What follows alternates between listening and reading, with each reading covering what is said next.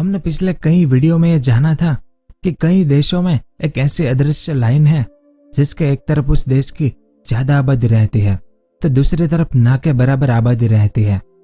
इसमें दुनिया की सबसे बड़ी आबादी वाला देश चीन भी शामिल है, जिसके एक तरफ उसकी 94% आबादी रहती है।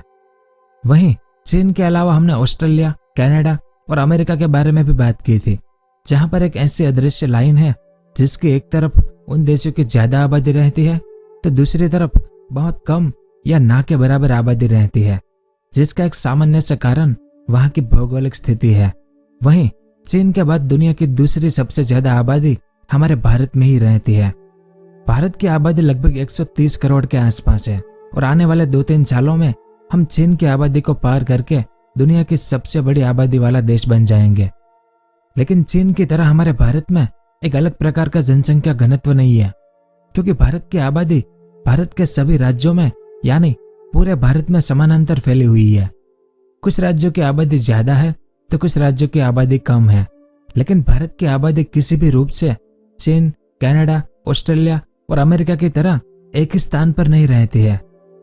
जैसे आप इस मैप को देखिए, इसमें आपको भारत की ज्यादातर आबादी जो भारत के उत्तरी हिस्से में ज्यादा दिखाई देगी, वहीं भारत के 20 के हिस्से में आपको बहुत ही कम आबादी दिखाई देगी। तो ऐसा क्यों है वो हम आगे जानेंगे। और हाल ही में इस मैप के आधार पर एक स्टडी की गई है जिसमें हमारे भारत में भी एक ऐसी अदृश्य लाइन दिखाई देती है जिसमें भारत का जनसंख्या घनत्व दिखाई देता है। और वो अदृश्य लाइन है यहाँ पर, जो काल्पनिक रेखा प्रदर्शित करती है कि भारत की आबादी 2 बराबर हिस्सों में रहती है, यानी भारत की आबादी का 50% इस रेखा के एक तरफ तो 50% दूसरी तरफ रहता है। इतना ही नहीं, यह रेखा ये भी बताती है कि भारत के 65 करोड़ लोग भारत के क्षेत्रफल के लगभग 34 से 39% हिस्से में रहते हैं, तो बाकी 65 करोड़ लोग उसके लगभग 63% हिस्से में रहते हैं। इसके अलावा यह रेखा एक काल्पनिक है और किसी मीडिया समूह द्वारा बनाई गई है। इस कारण इस रेखा को ना तो सरकार और ना ही सरकारी संस्थाएं मानती है और ना ही यह रेखा किसी मैप में आपको दिखाई देगी। बस यह रेखा एक काल्पनिक है और भारत के जनसंख्या घनत्व को वर्तमान समय के लिए प्रदर्शित करती है। तो सवाल यह है कि भारत में ऐसा जनसंख्या घनत्व क्यों है। तो आज की इस वीडियो में हम इसी के बारे में विस्तार से जानेंगे कि भारत की आधी आबादी छोटे हिस्से में तो आधी आबादी बड़े हिस्से में क्यों रहती है, यानी उत्तर भारत में ज्यादा आबादी और दक्षिण भारत में कम आबादी क्यों है, और आबादी को बांटने वाली ये काल्पनिक रेखा क्या है, और ये काल्पनिक रेखा भारत के किन राज्यों को आपस में बांटती है। क्यों भारत के मात्र 34% हिस्से में 65 करोड़ लोग रहते हैं और क्यों भारत के बड़े हिस्से यानी 63% हिस्से में भी 65 करोड़ लोग रहते हैं। क्यों भारत के बीच का इलाका खाली पड़ा है, वो सब और इसके अलावा और भी बहुत कुछ जानने को मिलेगा आपको इस वीडियो में, तो वीडियो के अंत तक हमारे साथ बने रहिए। तो सबसे पहले हम इस काल्पनिक रेखा के बारे में जान लेते हैं कि वो कहां से भारत को 2 हिस्सों में विभाजित करती है। इस मैप को देखिए, यह रेखा भारत के उत्तर पूर्वी राज्य को दक्षिणी राज्यों समेत पश्चिमी राज्यों को आपस में बांटती है। यह रेखा भारत के सभी पूर्वी राज्यों समेत पश्चिम बंगाल, झारखंड, उत्तराखंड, जम्मू कश्मीर, लद्दाख, पंजाब, हरियाणा और दिल्ली जैसे राज्यों को बाकी सभी राज्यों से अलग करती है।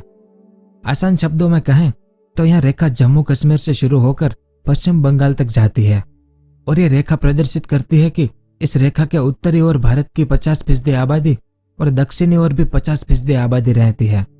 लेकिन यह दक्षिणी हिस्सा उत्तरी हिस्से की तुलना में बहुत बड़ा है। फिर भी भारत के छोटे से उत्तरी हिस्से यानी सिर्फ 34% हिस्से में ही उसकी लगभग 65 करोड़ आबादी रहती है। वहीं इस काल्पनिक रेखा के उत्तरी ओर के छोटे से हिस्से में जनसंख्या घनत्व 851 लोग स्क्वायर किलोमीटर है, जबकि इस रेखा के दक्षिणी ओर के इस बड़े हिस्से में जनसंख्या घनत्व मात्र 311 लोग स्क्वायर किलोमीटर है। और इतना ही नहीं, आप इस रेखा के इस उत्तरी ओर के हिस्से की जनसंख्या का अंदाजा इस बात से लगा सकते हैं कि इस हिस्से में मौजूद उत्तर प्रदेश राज्य भारत की सबसे अधिक जनसंख्या वाला राज्य है। इस राज्य की जनसंख्या 25 करोड़ के आसपास है, जो पाकिस्तान की आबादी से भी ज्यादा है। वहीं अगर क्षेत्रफल की बात की जाए तो यह भारत का 5वां सबसे बड़ा राज्य है। उत्तर प्रदेश का क्षेत्रफल यूनाइटेड किंगडम के बराबर है, लेकिन जनसंख्या के मामले में ये यूके से भी 3 गुना कहीं ज्यादा है। वहीं इस रेखा के उत्तरी ओर बिहार राज्य भी है, जिसकी आबादी लगभग 14 करोड़ के आसपास है। तो भारत की इस काल्पनिक रेखा के उत्तरी ओर के राज्यों की आबादी अमेरिका और पश्चिमी देशों के लिए एक चौंकाने वाली बात है, क्योंकि भारत के काल्पनिक रेखा के उत्तरी ओर इतनी आबादी रहती है जितनी अमेरिका और कई पश्चिमी देशों को मिला दे तब भी नहीं बनती है। इसके अलावा इस काल्पनिक रेखा के उत्तरी ओर अधिक आबादी होने के बावजूद भी भारत के 10 सबसे ज्यादा आबादी वाले शहरों में से 7 आबादी वाले शहर, जिसमें मुंबई, पुणे, सूरत, बेंगलुरु, चेन्नई, अहमदाबाद और हैदराबाद इस रेखा के दक्षिणी ओर है। इतना ही नहीं, आपको जानकर हैरानी होगी कि मात्र मुंबई शहर की आबादी 2.7 करोड़ है, जबकि इसका क्षेत्रफल मात्र 603 स्क्वायर किलोमीटर ही है। वहीं 3 शहर दिल्ली, कोलकाता और जयपुर इस काल्पनिक रेखा के उत्तरी ओर में है, जिसमें दिल्ली की आबादी लगभग 3 करोड़ के आसपास है। लेकिन इस काल्पनिक रेखा के उत्तरी ओर मात्र 33% हिस्से में ऐसा क्या है कि यहाँ पर भारत की 50% आबादी रहती है, जबकि इस रेखा के दक्षिणी ओर बहुत बड़े हिस्से में लगभग 67% हिस्से में भी बाकी 50% आबादी रहती है। तो इसके बहुत से अलग अलग कारण हैं, हम एक एक करके सबके बारे में विस्तार से जानते हैं। तो इस काल्पनिक रेखा के उत्तरी ओर के राज्यों में ज्यादा आबादी होने का सबसे बड़ा कारण यहाँ के लोगों की प्रजनन दर है। प्रजनन दर यानी प्रति महिला बच्चों की औसत संख्या। तो भारत के उत्तर पूर्वी राज्यों की प्रजनन दर इस काल्पनिक रेखा के दक्षिणी ओर के राज्यों की तुलना में थोड़ी ज्यादा है। और हाल ही में एक डेटा के अनुसार पता चला है कि उत्तर पूर्वी राज्यों, जिसमें बिहार, यूपी, झारखंड और मेघालय में प्रजनन दर ज्यादा है, जिसमें भी बिहार की प्रजनन दर 2.98, मेघालय की 2.91, यूपी की 2.35 और झारखंड की 2.26, मणिपुर की 2.17 है। इस कारण भारत के उत्तर पूर्वी राज्य ज्यादा आबादी वाले हैं। लेकिन सामने दक्षिण के राज्यों में प्रजनन दर, जिसमें केरल में 1.8, उड़ीसा में 1.8 और महाराष्ट्र में 1.7 ही है। तो प्रजनन दर एक प्रमुख कारण है कि इस काल्पनिक रेखा के उत्तरी ओर वाले राज्यों की जनसंख्या ज्यादा है। और इतना ही नहीं, इस स्टडी के अनुसार इस रेखा के दक्षिण ओर वाले राज्यों में गर्भ निरोधक गोलियां और गर्भ निरोधक चीजों की बिक्री उत्तरी ओर वाले राज्यों से ज्यादा होती है। इस कारण भी यहाँ जनसंख्या घनत्व कम है। वहीं उपजाऊ भूमि भी एक ऐसा कारण है कि इस रेखा के ऊपरी तरफ घनी आबादी वाला क्षेत्र है। भारत का पूरा उत्तर पूर्वी हिस्सा हिमालय पर्वत से घिरा हुआ है, जो भारत को एक प्राकृतिक ढाल देने के साथ ही भारत के राज्यों के लिए साफ पानी की व्यवस्था भी करता है। इसके अलावा अरब सागर और बंगाल की खाड़ी से आने वाला मानसून हिमालय के पहाड़ों से टकराकर इन क्षेत्रों में भारी बरसात भी करवाता है, जिससे यहाँ की भूमि में अच्छी पैदावार भी होती है। इसके साथ ही हिमालय से ही भारत की सबसे बड़ी नदियां निकलती है, जो इन सभी राज्यों से होते हुए बंगाल की खाड़ी में गिर जाती है, जिसमें एक सिंधु नदी है जो भारत से पाकिस्तान में जाती है। और बाकी सभी नदियां मिलकर दुनिया के सबसे बड़े मैदान, जिसे इंडो गंगा का मैदान कहते हैं, उसका निर्माण करती है। और क्षेत्रफल के आधार से यह इंडो गंगा का मैदान फ्रांस से भी बड़ा है।